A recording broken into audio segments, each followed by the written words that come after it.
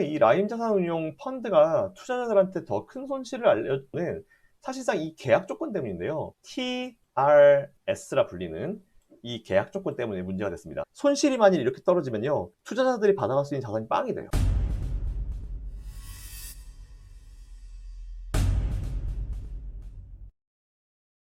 반갑습니다. 효키라 라이브 효키라입니다. 자, 오늘은요, 사실 이 얘기를 어느 정도 선까지 해야 될지 사실 잘 모르겠더라고요. 개인적인 의견은 굉장히 많은데, 이게 위험 수위를 거의 이제 넘나든 수준이기 때문에 사실 그래서 최대한 자제하면서 한번 해볼 수 있도록 하겠습니다. 오늘은 바로 라임 자산 운용 사태에 대해서 얘기 한번 해보도록 하겠습니다. 난리죠. 이미 몇 주 전부터 이제 작년부터 사실 그랬죠. 정말 많은 피해자들이 나오고 있습니다. 일단 보니까 최근에 3.1개 법인이 들어가가지고 실제로 이제 손실을 따져봤을 때 진짜 이거는 보통 일반적인 상식으로는 받아들일 수 없는 그런 손실이 나오고 있는 게 사실이고요. 일단 이게 왜 이렇게 손실이 큰지, 그리고 이제 파생 상품이잖아요, 결국은. 그래서 이게 어떤 건지를 간단하게 좀 설명을 드리도록 할게요. 이게 파생 상품이 설명을 하면은 사실 되게 길어요. 그리고 되게 어려워요. 그래서 여러분들이 이해하기 쉽게 정말 간단하게 빠르게 한번 설명을 해드릴 수 있도록 하겠습니다. 자, 이 라임 자산운용 펀드가 투자자들한테 더 큰 손실을 알려주는 사실상 이 계약 조건 때문인데요. TRS라 불리는 이 계약 조건 때문에 문제가 됐습니다. 그러면 이제 TRS가 뭔지 여러분 알고 이제 들어가셔야 되겠죠? 자, TRS가 뭐냐? T는 토탈이에요, 토탈. TOTAL. 이건 리턴이죠, 리턴. 리턴. 이거는 수압이에요. 토탈 리턴 수압. 이게 이번에 문제가 됐었던 그 계약이었는데, 이거를 쉽게 생각하시는 방법은 일종의 그 담보대출이라고 보시면 돼요. 쉽게 얘기하면은 수익이 날 때는 투자자가 2배 정도로 이제 수익을 가져갈 수 있는데, 손실이 나면은 대출을 해준 증권사가 이제 첫 번째 우선 변제권이 있기 때문에 그 손실을 그대로 개인들이 다 떠안게 됩니다.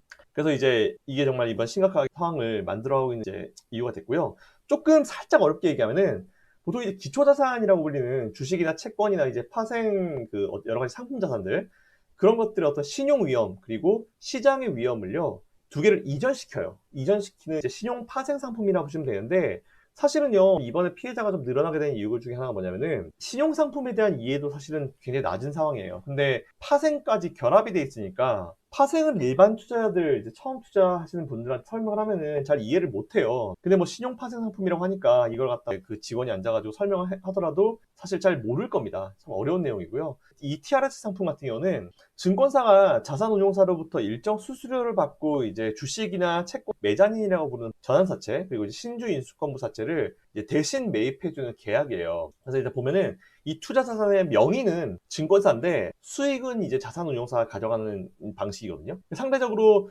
투자금이 적은 이제 증권사보다는 이제 운용사들이 적잖아요. 증권사들은 뭐 아무래도 네임밸류가 있기 때문에 많은 투자들을 이제 모실 수 있는데, 운용사들은 증권사에 비해서는 이제 투자자금 자체가 적을 수밖에 없어요. 그렇기 때문에 이 TRS를 활용하게 되면은 이제 레버리지 효과를 보면서 이제 투자를 할 수 있는 이제 수익률을 뽑아낼 때는 정말 사실 좋은 방법이죠. 정말 이걸 갖다 간단하게 얘기하면은 기초자산 상품에 투자하기 위해서는 자금력이 부족한 라임 자산 같은, 사실 라임이 우리나라에서 제일 큰 자산 운용사라고 하긴 하지만 그렇다 하더라도 일반 증권사보다 적죠. 어쨌든 이제 이런 자본금이 부족한 라임 자산 같은 경우에 투자금을 확보하기 위해서 증권사한테 이제 돈을 빌리는 제도다라고 보시면 돼요. 근데 이제 이게 문제가 뭐냐면은 이 상품에 대한 수익이나 손실은 라임이 가져가게 되고, 그리고 투자금에 대한 이자만 이제 증권사가 가져가는 거예요. 돈 빌려줬으니까 이자만 받는 거예요, 증권사는. 조금 더 이제 전개시켜가지고 설명을 드리면은, 일반적으로 자산 운용사가 있고 그리고 증권사가 있다 볼게요. 둘이서 이 TRS 계약을 맺는 거예요. 근데 담보 비율을 예를 들어서 50%로 설정하는 TRS를 둘이서 계약을 했다고 해요. 자산운용사는 증권사로부터 돈을 빌리는 거죠. 이런 경우에 자산운용사는요, 자기 돈 5억만 있으면은 얼마어치를 매수할 수 있냐면 10억 원어치를 매수할 수 있어요. 이게 바로 담보비율 50%죠. 10억에 대한 담보비율 5억. 자산운용사가 5억만 있으면은 10억 원어치를 매수할 수 있는 거예요. 그러면 당연히 여러분들 이제 주식하시는 분들 신용 써보셔서 아시죠? 이제 내가 돈이 얼마 없더라도 이제 40%까지 하면 뭐 거의 2배, 2.5배까지 이제 우리가 매수할 수 있는 그런 상품이잖아요. 그거랑 똑같아요. 개념은 그거예요. 근데 문제가 뭐냐면은 이게 이제 자산운용사가 이제 지돈이 5억이 있어요. 근데 증권사로부터 이제 담보비율을 50% TRS를 하고, 이거 계산하기 쉽게 얘기한 거예요, 여러분들. 담보비율은 다 다를 겁니다, 상품마다. 50%인 어떤 TRS를 계약했을 때 증권사로부터 이제 5억을 더 땡겨가지고 10억을 만드는 거죠. 자, 그럼 이랬을 때 자산운용사에 돌리는 돈 10억이 되게 되는 거예요. 근데 이게 수익이 나면은 보세요. 이 10억 가지고 20억을 만들었어요.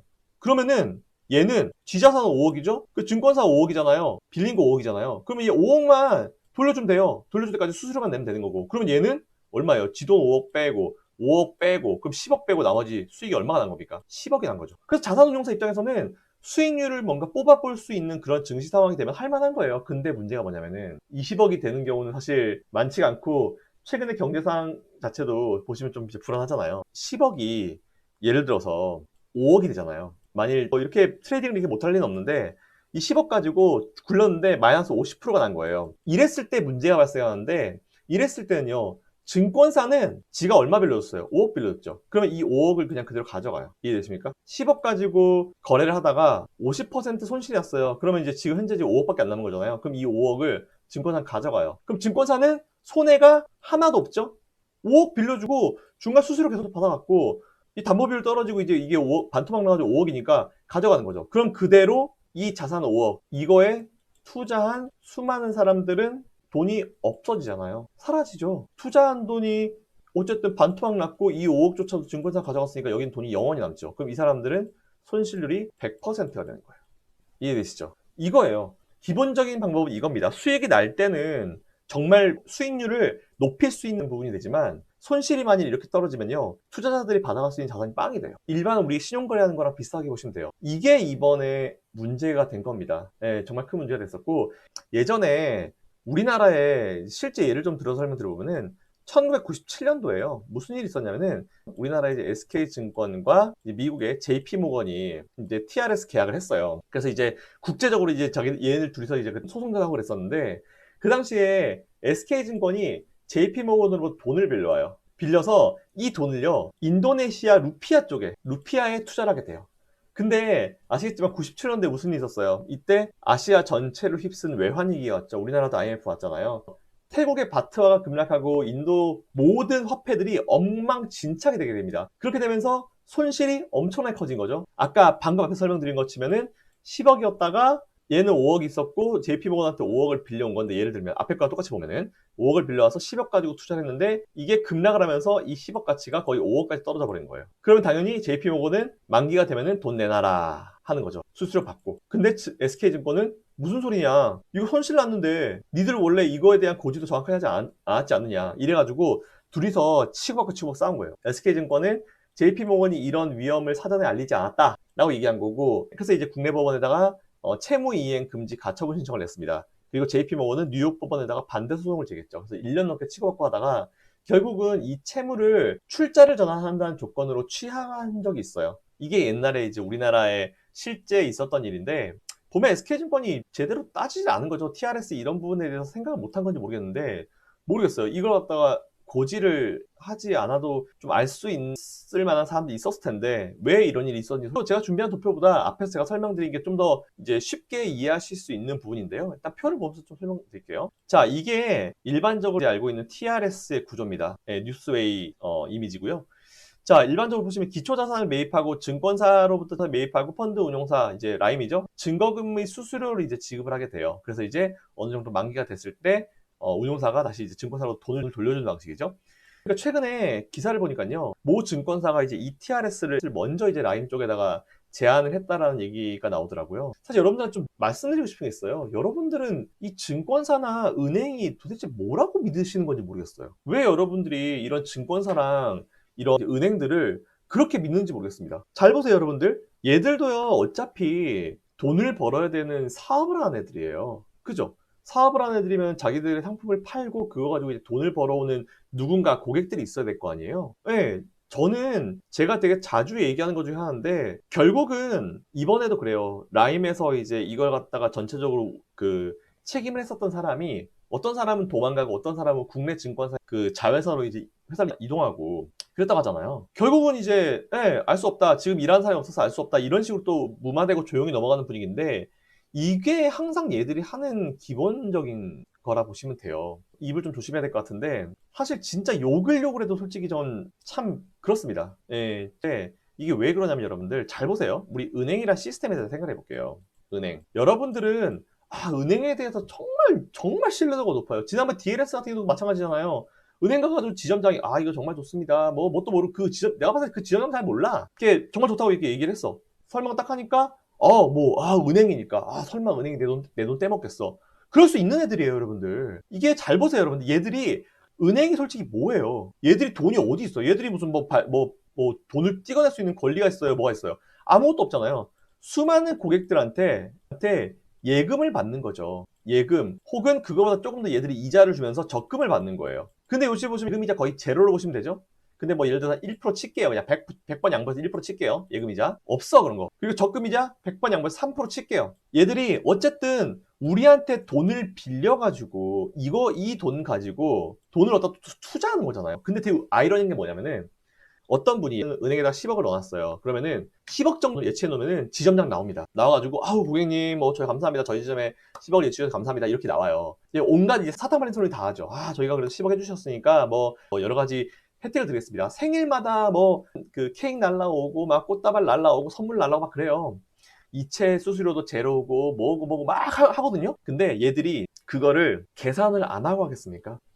많이 해봤자 우리가 환전을 할 만한 이슈가 1년에 몇 번이나 있어요. 자주 있을 수도 있겠지만 그런 어떤 가능성, 그리고 우리가 또 수수료 이체를 또 몇 번 하는지 그거에 대한 가능성, 모든 것들을 다 생각을 하는데 어느 날 갑자기 이 사람은 10억 하니까 뭐 저희가 예금이자 보통 다른 사람들 1%인데 저희가 뭐 한 0.3% 더 드릴게요. 그래서 1.3% 드리겠습니다. 그럼 우리 또 아유 감사합니다 그래요. 근데 이분이 나중에 사업을 하다가 이제 돈이 좀 필요해. 그래서 저 은행에 갔어. 지점장이랑 직접 얘기를 해요. 아니면 담당 직원, VIP 담당자가 직접 얘기를 해요. 제가 이번에 사업을 하는데 10억이 좀 필요해서요. 대출 좀 안 될까요? 라고 물어봐요. 그러면은 이게 얘기하죠. 저희가 현재 지금 어떤 상품이 있습니다. 근데 대출 이자가 비용은 뭐 VIP 고객이시고 뭐 신용등급도 좋고 하여튼 온갖 소리 다 해. 그걸 다 하고 지금 다른 분들이 뭐 예를 들어서 뭐 한 6%대 이제 받아가시는데 고객님 VIP시기 때문에 저희가 한 4% 정도 혹은 뭐 한 3점 몇 프로 정도 드리겠습니다. 이렇게 얘기를 해요. 그러면은 딴 사람들은 6% 해봤는데 나는 3% 해준대. 고맙네. 역시 VIP라서 난 역시 대우를 받는 것 같아. 라고 생각하는 순간 여러분들 호구가 되는 거예요.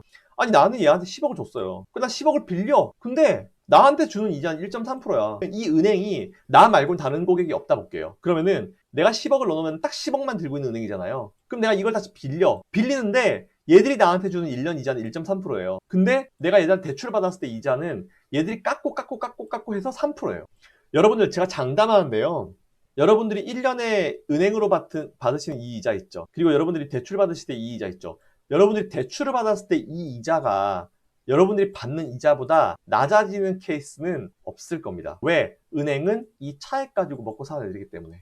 내 돈 10억 넣어놓고 그거에 대해서 내가 이제 빌리는 건데 나는 1.3% 받는데 내가 10억을 빌리려고 했더니 이자를 1년에 3%를 내놓으래. 그럼 여러분들은 1년에 1.7%를 여러분이 가지고 있는 돈으로 호구가 되는 거예요. 그런데 여러분들은 얘들이 뭐라고 믿어요? 은행에 넣어놓으면 안전하겠죠. 그 소리가 나와요? 지난번 IMF 때 당해보셨으면서? 저도 당했어요. 저희 집도 옛날에. 그때쯤이었어. 저희 이제 부산 지역에 이게 이제 망했으니까. 이름 뭐였지? 그때 이금융권이었었는데, 갑자기 기억이 안 나네요, 이름이. 아무튼 뭐, 이자 좀 더 준다고 그래가지고, 거기다 넣어놨다가, 거기 파산하고 저희 단돈 땡전 10원 한 푼 못 받고, 날라가, 삼부파이낸스. 이 새끼들 생각하면 진짜, 삼부파이낸스. 부산분들 아시죠? 삼부파이낸스 사건. 이자 좀 더 준다고 그래가지고 넣었었는데, 이것도 사실은 저희가 아는 사람이 있어가지고 또 소개로 넣은 거예요, 또. 저희 집, 저희 외할아버지 해가지고, 진짜 이거는 엄청난 돈을 날렸습니다. 그때. 돈단 10원도 못 받았어요. 이런 사태가 있고 여러분들 이 이후에 우리나라 예금자 보호법이 생겼죠. 예금자 보호법. 이거 보면서 예금자 보호법 그래도 뭐 정부에서 어느 정도 해주는구나 라고 또 감사를 하는 분도 있겠지만 여러분 생각해보세요. 예금자 보호법 얼마예요? 계좌당 5천인가? 3천인가? 이거 지키면 뭐예요? 여러분들 은행에 10억 있는 분들이 있는데 예금자 보호법 5천밖에 안 되면 나머지 은행이 디폴트 났을 때 9억 5천 다 날아가는 거예요. 물론 10억 있으신 분들은 저걸 다 은행에 안 넣어놓죠. 다 이제 증권 쪽이나 다 이제 나눠주시잖아요. 부동산 쪽에. 그렇긴 하지만 어쨌든 어느 정도 이때보다는 개선되어 있는 정책으로 지금 해준다고 하긴 하지만 그렇다 하더라도 절대로 우리의 모든 자산을 지켜주진 않아요. 그러니까 제가 안타까운 건 이거예요. 증권사? 마찬가지예요. 절대로 여러분들한테 뭔가 여러분들 거를 뭔가 지켜준다는 느낌이 있긴 있지만 그러지 않아요. 쟤들도 어차피 이제 사업을 운영해야 되는 업체들이기 때문에 그렇습니다. 이거는 여러분들이 그렇다고 은행이나 증권사 얘들을 갖다가 탓하고 얘들에 대해서 뭐라고 하라는 얘기는 아니에요. 우리도 당연히 현금 10억이란 걸 내가 집에 들고 있는 것보다는 은행에 예치를 해놓으면 그래도 내가 들고 있는 거는 안전하잖아요. 그게 맞아요, 사실은. 그래서 우리는 안전한 거에 대한 비용을 1년에 몇 %씩 내는 거다라고 사실 봐도 과언이 아니거든요. 우리나라는 이자율이 있어가지고 그렇지만 미국이나 아니면 뭐 일부 국가들 같은 경우는 이자율이 마이너스예요. 그 얘기가 무슨 얘기냐면은 돈을 이제 예치해 놓을 때 오히려 내가 이용료를 내야 돼요. 우리나라도 천천히 그런 때가 올 겁니다. 제로금리로 갈 수밖에 없는 상황이에요. 그리고 여러분들 잠깐 짧은 데서 말씀드리면은 이자율이 높은 국가들은 아시겠지만 그죠? 이자율이 왜 높겠습니까? 돈을 예치하기가 어려우니까 이자율을 높여서라도 돈을 좀 넣어주세요, 넣어주세요, 넣어주세요, 넣어주세요, 넣어주세요라는 거잖아요. 사실 그거잖아요. 그래서 보면은 디폴트가 돼 있고 이제 국가적 경제적 위기가 있는 나라들은 채권 수익률도 이제 더 높여주는 거고, 그리고 이제 국가적으로 이제 선진국이 아닌 경우, 우리나라는 예전에 이제 지금 선진국가 되고 있지만 예전에 이자율 보시면 막 8%, 막 16%, 막 이렇게 장난 아니잖아요. 그게 왜 그러냐면은 돈이 필요한 거예요. 그래서 그렇게 돈을 땡겨 와가지고 그 돈 가지고 그때 당시에는 이제 기업들한테 빌려줬죠. 그래서 기업들이 그거로 많이 성장을 했는데 여러분들이 참 많은 역할을 하신 거예요. 기업들이 성장할 때. 어찌됐건. 이런 내용들이에요. 그렇기 때문에 여러분들이 항상 은행에서 뭘 판다, 증권사에서 뭘 판다 그랬을 때 너무 신뢰하지 마세요. 여러분들은 지금 너무 신뢰하는 경향이 있어요. 그렇다고 믿지 마라 이런 얘기 절대 아니에요. 근데 여러분들이 생각하시는 것만큼 그렇게 신뢰를 줄 만큼 얘들은 여러분들처럼 순수하지 않습니다. 우리처럼 순수하지 않아요. 그 부분은 여러분들이 꼭 기억을 해주셨으면 좋겠어요. 아시겠죠, 여러분들? 자, 그러면은 다시 본론 들어가 볼게요. 라임은 지금 보니까 현재까지 1조 원 이상의 손실이 추정된다라고 나왔어요. 1조 원 이상의 손실이. 금융당국이 조사를 하고 3일의 법인도 발표를 하고 있는데 어제부터 그 손실률에 대해서 이제 공표를 하고 있죠. 일단 투자자들은 라임을 가입하면서 TRS랑 이제 레버리지에 대한 복잡한 이상 파생상품 설명을 전혀 들은 바 없다. 이런 식으로 이제 얘기를 하고 있다고 주장을 하고 있다고 하더라고요. 제가 봤을 때 그래요. 이 증권사 애들이 설명을 해야 되는데 설명하면 또 못 알아듣는 분들이 많으니까 그냥 은근슬쩍 넘어간 사람들도 제가 봤을 때는 적지는 않다고 보고 있어요. 저는 솔직히. 그 어쨌든 뭐 증권사 이런 경우에 증권사 입장에서는 우리 설명했다. 근데 고객이 못 알아듣는 거다. 기억을 못 하시는 거다. 이렇게 나올 수도 있어요. 겁나 치사하죠. 이럴 수도 있어요. 그리고 계약서에 보면은 티도 안 나. 저 밑에 조그맣게 있을 수 있어요. 여러분 사인했잖아요. 끝이에요. 그러니까 계약서를 이런 걸 사인을 할 때는 좀 잘 보고 좀 해야 되는데 저 자신도 그래요. 은행 가거나 어디 가면은 뭐 그거 언제 다 보고 있어요. 그냥 사인하지. 사인하세요. 그럼 사인하지. 맞잖아요. 모두 다 그렇죠. 참 안타까운데 어쩔 수 없는 것 같아요. 자, 어쨌든 저도 이제 앞에 설명드렸던 것들을 봤을 때 저는 최대한 쉽게 설명을 드렸는데 이해를 아마 못 하시는 분들도 좀 있을 거라 보고 있어요. 더 이상 깊이 들어가지는 않을게요. 자, 그러면은 이번에 문제가 된 TRS 이 거래의 문제점에 대해서 우리가 좀 생각을 한번 해볼게요. 어찌됐건 개인 투자자들은 엄청난 원금 손실을 입게 돼 있습니다. 증권사는 어쨌든 이제 대출금을 모두 회수할 수 있는 상황이 있잖아요. 그 증권사가 지금 6개라고 하는데 뭐 굳이 제 입으로 얘기 안 할게요. 검색해 보시면 다 나오고 좀 이따 이제 이미지 보시면 다 나올 거예요. 어쨌든 이 대출은요, 증권사들이 다른 고객보다 먼저 상환받을 수 있는 우선 상환권을 보유하고 있어요. 그리고 모 증권사 같은 경우는 1순위 달라고 이제 라임한테 얘기를 했다고 하죠. 뭐 알았을까, 뭐 부실에 대해서 알았을까 이러는데 알았지. 그 모르고 무슨 뭐 우연의 일치로 1순위를 달라고 했겠어요? 왜 1순위 달라고 했겠어요? 그러니까 어쨌든 증권사는 손실이 난 나머지 금액에서 대출금을 회수해서 대출 회수와 대출 이자라는 두 가지, 이게 적으면서 볼게요. 증권사 입장에서는 어쨌든 우선 이제 상환권이 있기 때문에 원금도 가져가죠. 중간중간에 돈 빌려주고 이자까지 받아가게 돼요. 근데 투자자들은 그냥 빵이 남을 수도 있는 거죠. 이게 정말 안타까워요. 일단 제가 뭐 결론적으로 놓고 이제 생각해 보면은 이번의 사태를 저는요, 지난번에 DLS 사태랑 저는 똑같이 보고 있어요. 아니, 오히려 투자금 피해 면에서는 지난번보다 훨씬 더 많죠. 이제 어떻게 보면요, 이런 이슈들이 발생해서 은행과 증권사에 대한 일반 개인들의 이미지가 과거보다는 좀 더 이제 바뀌었으면 하는 바람이에요, 솔직히 저는. 너무 신뢰하지 마세요. 아시겠죠, 여러분들? 걔들도 어쩔 수 없는 기업들이에요. 돈 벌어야죠, 분명히. 그러니까 원래, 그리고 투자라는 게 원래 제로섬 싸움이라는 표현이 있어요. 제로섬. 이게 무슨 얘기냐? 내가 100원이라는 돈을 벌면은 누군가가는 100원이라는 돈을 잃는 게임이라는 거예요. 이 두 개가 합쳐서 제로가 돼서 제로, 합계, 제로, 제로섬이 되는 겁니다. 아시겠죠, 여러분들?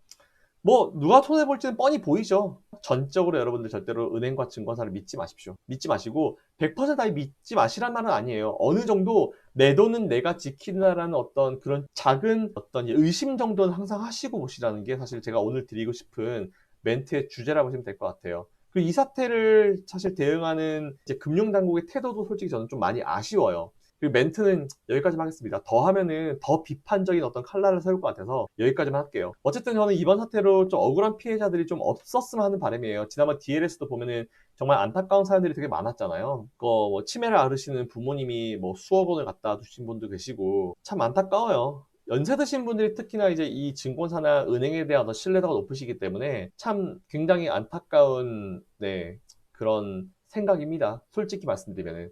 네, 어쨌든 간에 이번에 지금 이제 피해를 보고 계신 분들은 최대한 여러분들이 하실 수 있는 권리는 하세요. 불안전 판매를 당하신 것 같으면 그거에 대해서 꼭 말씀하시고요. 에이 뭐 더럽고 치사하게 돈 떼었다 생각하지 마시고 여러분들 이런 거일수록 여러분들이 투자자들이 가만히 있으면 안 돼요. 내 권리를 찾아야 될 거 아니에요. 여러분들이 사실은 100만 원, 200만 원, 1000만 원, 1억이 그냥 땅 파서 나온 돈 아니잖아요. 여러분들이 무엇 하셨던 간에 정말 열심히 일하셨거나 투자를 정말 잘하셨거나 여러분들이 잘하셔가지고 여러분들이 얻으신 돈이에요. 근데 이 돈을 이래 증권사나 은행들이 쉽게 네, 이렇게 날릴 수 있는 돈이 아닙니다. 그래서 저는 소송을 하실 분들은 최대한 참여하셔가지고 소송을 통해서 누구를 갖다가 막 누르니 그런 생각하지 마시고요. 나의 권리를 찾는다고 생각하세요. 나의 권리를. 나의 권리를 위해서 난 소송에 참여해서 나의 모든 얘기를 하겠다. 소송이라는 게 너무 나쁘게만 보지 마시고 그냥 내 권리를 내 입을 주장할 수 있는 방법이라 보시면 돼요. 아시겠죠, 여러분들? 그냥 가만히 있지는 마세요. 꼭 멘트를 하세요. 그래야지 우리나라 증권시장이 장기적으로 더 발전을 하고 더 개선이 되고 그리고 우리 일반적인 개인 투자자들이나 우리 투자자들을 얕보지 못해요. 저들이. 우리도 충분히 우리의 어떤 발언을 해야 됩니다. 아시겠죠, 여러분들?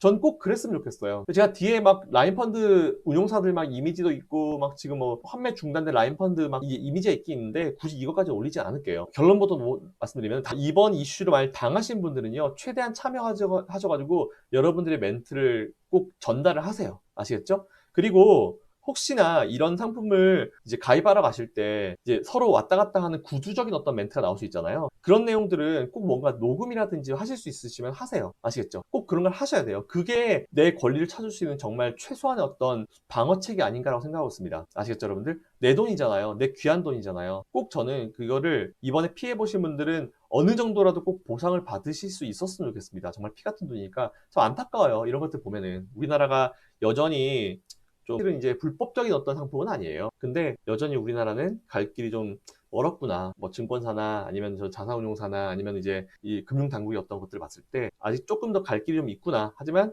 열심히 발전해 나가고 있구나. 이런 생각을 좀 하고 있습니다. 자, 궁금하신 내용은 밑에 리플로 좀 달아주시고요. 좀 많이 자제를 했어요. 오늘 멘트에서. 준비한 내용은 사실은 한 60, 70%밖에 안 한 것 같은데 네, 뭐 신나는 비판을 하고 싶은데요. 여기까지만 하고 좀 진행돼 가는 거 봐가지고 또 추가 영상을 만들든지 하겠습니다. 자, 이상 쇼키라였습니다. 감사합니다.